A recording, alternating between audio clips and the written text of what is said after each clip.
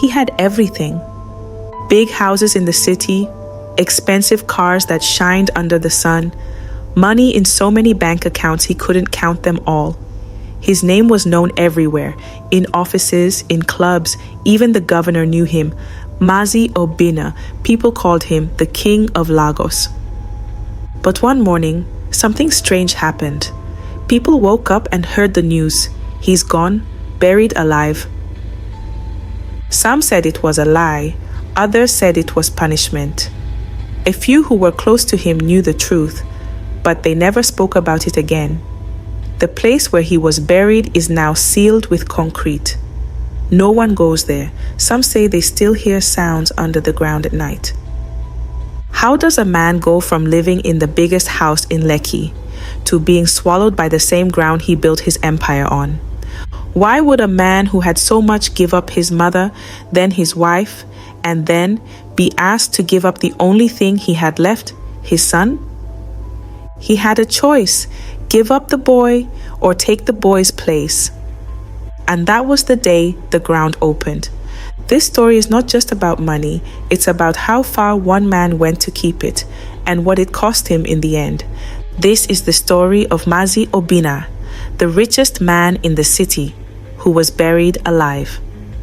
Welcome to Timeless Tales, where we bring you real stories that carry deep lessons.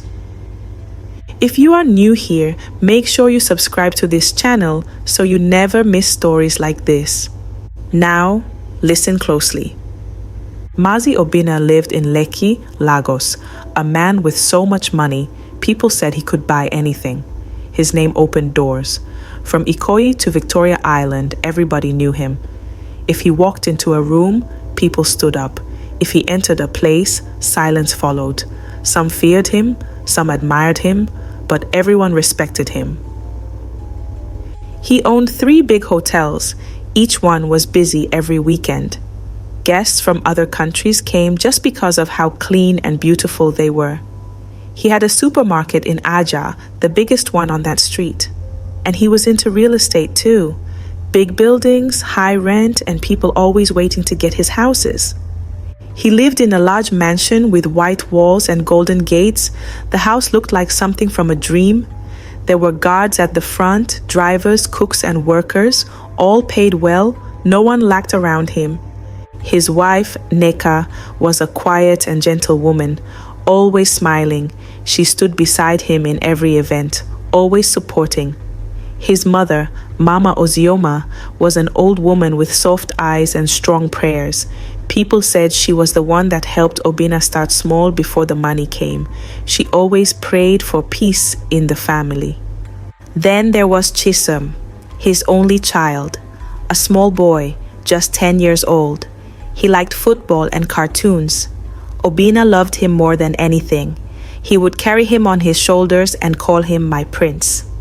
The boy looked just like him. In the city, they called Obinna Big Man. Some said he was the richest man in Lagos. He wore clean clothes, drove black jeeps, and sat at the front in big meetings. Even governors came to shake his hand. Life was sweet, his family was happy, his name was strong, but all that was before the storm came. Then one day, things started to change. It happened slowly at first. One hotel had fewer guests, then the second one became quiet. The third started having problems with staff and bills. People stopped coming, rooms were empty, money was not coming in like before. Next, his supermarket was robbed in the middle of the night. The thieves took goods worth millions. They broke the doors, smashed the windows, and disappeared before police came. He felt the loss deep in his chest. That supermarket was one of his best businesses. Now it was empty. His real estate was not safe either. Some tenants packed and left without paying. Others stayed but stopped paying rent. The market was bad. No one wanted to buy land. Even those who promised to invest changed their minds. It felt like everything was falling apart at the same time. Obinna did all he could. He tried to get a loan, but the bank said no. He tried to sell some of his land, but nobody was buying. He even went to church again after many years. He sat at the back, bowed his head, and begged God for help. But nothing changed. The days passed, the money dropped, the stress became too much. At night, he would lie awake, staring at the ceiling, his hands on his head. His heart beat fast. He kept asking himself, how did this happen? What did I do wrong? He stopped smiling. He stopped going out. Even in his big house, he felt small. Fear followed him everywhere. He had tasted the life of a rich man, and now he was scared. Scared of becoming poor again. One night, when the house was quiet and the city lights were low, Obinna heard a knock on his gate. It was late, almost midnight. He was not expecting anyone. But when the gate opened, he saw a man he hadn't seen in many years. It was Chief Dyke. Chief Dyke was his old friend from university. Long ago, they used to read books and chase business dreams together. But life had taken them in different directions. Dyke became a billionaire. He owned companies in Abuja and even had offices in Dubai. He was bigger than most people Obinna knew. And now he was standing in front of him. They sat in the sitting room. The air was quiet. 2 glasses of wine sat on the table. Obinna looked tired. His face had changed. Dyke looked fresh, calm, and full of peace. He looked around the house and smiled, but said nothing for a while. Then, after a long silence, Dyke leaned forward. He spoke in a low voice. He said something Obinna did not expect to hear. He said there was a way out, a way to bring back the money, a way to make everything rise again. He called it the circle. He said it was not for everybody, but it worked. He said those who joined never lacked, that their businesses stayed strong, that they never fell. He said Obinna was the kind of man the circle liked, a man who had once risen and now needed a second chance. Obinna was quiet. He wanted to know more. What is this circle? What do they do? But Dyke did not explain much. He just smiled, looked at his glass, and said the answers would come later. Before leaving, he placed a small black card on the table. There was no name on it, just a number and a strange mark in gold. Then he stood up, walked to the door, and said one last thing, something that stayed in Obinna's mind for a long time. He said, if you want to stay rich, call that number. A few days passed. Obinna could not stop thinking about the card. He looked at it every night. The black color, the gold mark, the number. It called to him in a quiet way. One evening, after sitting alone for hours, he picked up his phone and called the number. He didn't say his name. He didn't ask any questions. A voice on the other side told him a time and place. That was all. Midnight. An old warehouse in Ikoyi. He knew the area well, but the building had been empty for years. That night, Chief Dyke picked him up. No words were said. The car was dark. The streets were empty. When they reached the warehouse, the gate opened slowly. Inside, it was cold and silent. The air felt heavy. 7 men were standing in a circle. All of them wore black. Their faces were covered. In the middle of the circle stood one man without a mask. He was the leader. His voice was deep and clear. He looked straight at Obinna. He told him the rules. Simple, but heavy. He said, from this day forward, your wealth will grow. Your name will rise again. You will never beg. You will never fall, but there is a price. He said every month you must bring someone close to you, someone who loves you, someone you love. If you miss it even once, you will go in their place. You will be buried alive. There was no sound in the room. Obinna's hands were cold. His heart beat fast, but still he nodded. He agreed. The leader brought out a small paper and a sharp blade. Obinna was told to sign his name with blood, and he did. One drop at a time, his name appeared on the paper. After that, the 7 men stepped back. The leader said only one thing. It has begun. After that night in the warehouse, things changed very fast. Within 1 week, Obinna's phone started ringing again. Business calls, new deals. People who had stopped picking his calls were now calling him back. His hotels became full again. Customers from inside and outside Nigeria started booking rooms.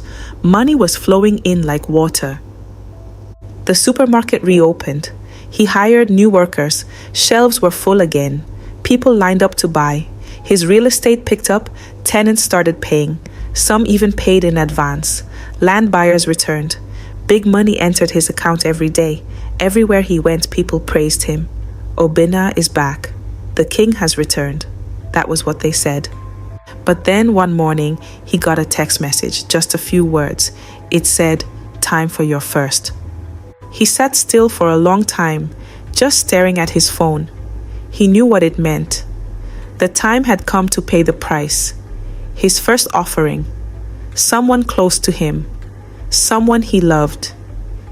He thought about it all day. He couldn't sleep that night, but by morning, he had made his choice. He told his mother that he had booked a checkup for her at a special hospital, a private place where they take care of only important people. She was happy. She trusted him.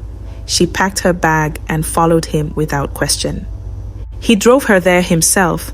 The building looked like a clinic on the outside, but what happened inside, no one knows. She walked in. Obinna stayed at the gate for a few minutes, then turned and left. He never saw her again. Later that week, he told people that his mother died in her sleep, that she didn't feel any pain, that she went peacefully. Everyone sent him messages. Some even came to the house to cry with him. But deep inside, Obinna knew the truth. He had taken her there, with his own hands, with his own plan. At night, when the house was quiet, he would sit alone and stare at her old chair. Sometimes he could still hear her soft voice calling his name. The money was coming fast, but the guilt was coming faster. After his mother was gone, Obinna's business grew even more. Bigger deals came in, new hotels opened.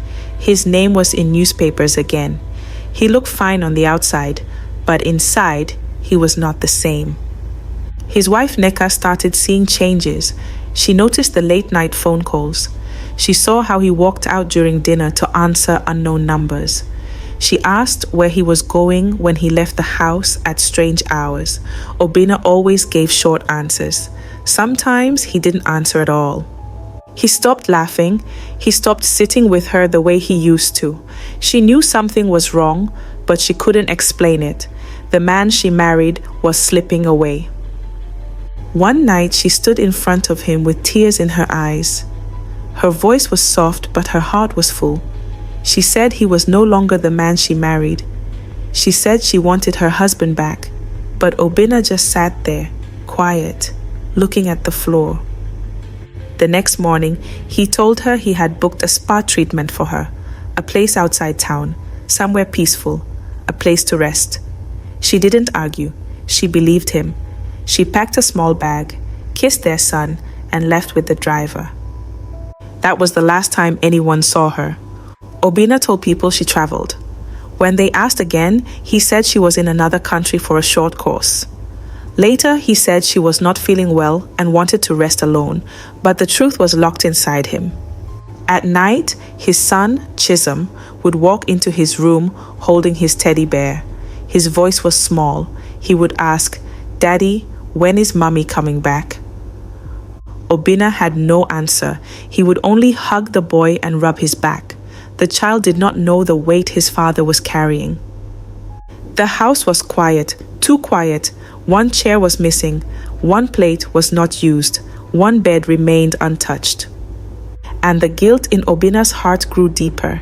The house was quiet now. No sound of a woman's voice, no smell of food in the kitchen, just silence. Obinna continued his life. More money, more power, more praise from people outside. But inside his house, there was only him and his son. Then one night, as he sat in his office looking through papers, his phone vibrated. He looked down. A new message had come in. Just 5 words. It said, "Your next is the boy." Obinna dropped the phone. His hands started to shake. His heart beat fast. He stood up, walked into the bathroom and locked the door behind him. Then, for the first time in a long while, he cried. Not silent tears, real tears, the kind that comes with pain too deep to hold. He sat on the floor of the bathroom, remembering everything, his mother's voice, her soft hands, the way she prayed over him before she slept.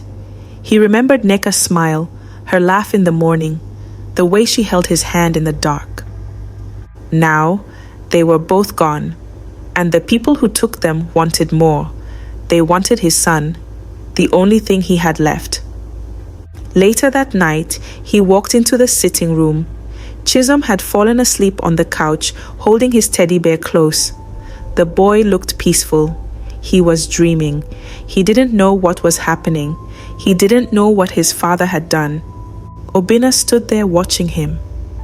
He felt pain in his chest. He touched the boy's hair gently and turned away. He knew he couldn't do it. Early the next morning, Obinna packed a few clothes, took his son by the hand, and left the house. He didn't tell anyone where he was going. He just wanted to run, far away, somewhere safe, somewhere they wouldn't find him. But before he could leave the city, black jeeps appeared near his gate. Men in dark clothes stood by the entrance. No one shouted, no one made a scene, but the message was clear. One of them stepped forward and looked him in the eye.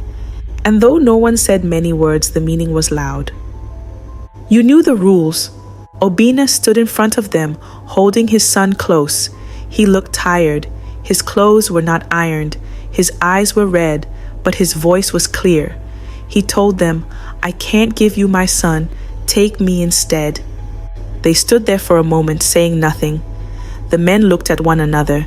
Then one of them stepped forward and asked him again. One last time. This was his final chance to change his mind, but Obinna didn't change it. He said, I'm ready. They took the boy away gently and gave him to someone who would care for him. Obinna didn't fight. He didn't cry. He didn't beg. He only looked at his son one last time and nodded slowly. Then he followed the men. They took him to a quiet place in the city, a construction site that was still being built. No workers, no noise, just the sound of night air. There was a deep hole in the ground, very deep, made for a foundation, but now used for something else. They told him to walk to the edge. He looked down. It was dark, cold. Still, he didn't run. He didn't ask for help. He didn't shout. He climbed down slowly and stood inside the hole. One by one, they dropped cement bags on top of him, heavy bags. Dust filled the air. He closed his eyes. His hands stayed at his sides. His legs didn't shake. Soon he could no longer be seen. The hole was full. The ground was flat, quiet again, like nothing ever happened. That night, the earth swallowed him. The next morning, the city was quiet. People waited for Obinna's car to pass. They waited for his name to show in the news, but nothing came. When the police went to his mansion, they found it empty. The big gates were open. No guards, no noise. The house was clean, but there was no sign of life. His cars were gone. His phones were missing. Even his clothes were not there. It was like he had packed up and disappeared without a word. The workers were confused. His friends did not know what to say. Nobody could reach him. No one knew where he went. But the people who truly knew him, the ones who had seen the change, they knew the truth. His son Chisholm was taken to live with his uncle in another part of Lagos. The boy was quiet for many days. He missed his mother. He missed his father, but no one told him the full story. They only said, Daddy is gone for now. The news moved on. People stopped asking questions. His name slowly faded from the papers. New rich men appeared. New stories came. Life continued. But something strange still happens near the place where they buried him. The construction site was closed not long after. The workers left. The project stopped. The land was fenced. And sometimes at night, people who live nearby say they hear sounds, faint, soft, but real, like someone is tapping or knocking from under the ground. No one goes close. No one digs there. No one talks about it. Greed will take you far, but it will never let you rest. It will give you gold in one hand and take peace from the other. It may look sweet at first, but in the end, it leaves you empty. Mazi Obinna had everything. He could have lived a good life with his family by his side, but he wanted more, and because of that, he lost the very people who loved him the most. There are many people like him today, people who are ready to do anything to stay rich. But the truth is this: not every rich man sleeps well at night. Be careful who you follow. Be careful what you say yes to. If you were Obinna, what would you have done? Would you choose your family or your money? Do you think wealth is worth this kind of pain?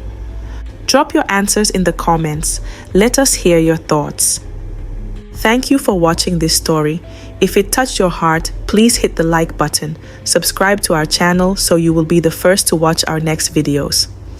And don't forget to share this story with someone you care about. You never know who needs to watch it.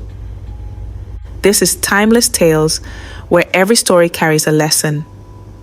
See you in the next video.